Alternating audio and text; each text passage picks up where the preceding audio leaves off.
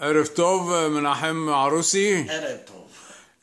אני רוצה לשאול אותך על השיר אסאלק יא חור אל-ג'נאני. מתי שמעת אותו לראשונה, באיזה שנה, וממי?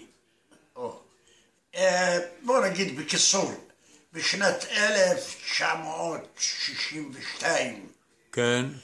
אחרי החתונה שלי, ושמעתי אותו, הוא היה בסלמה, בפי אבא של אבנר גדסי. כן, אז בוא, אתה יכול להשמיע לנו את הלחן הזה?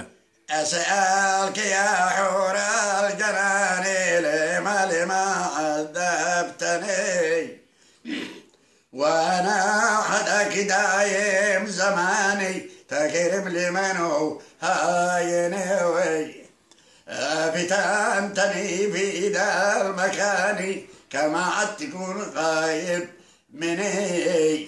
טוב, עד כאן זה מספיק הקטע הזה, אבל אני רוצה לדעת באיזה שנה אתה התחתנת? אני התחתנתי ב-59. ב-59? כן. אז בערך 3 שנים אחרי... חודש שביעי. אז 3 שנים בערך אחרי החתונה שלך? נכון. שמעת את זה לראשונה? נכון. מפי גדסי. נכון. הוא היה אומר ג'נני או שהוא היה אומר גנני? גנני. גנני.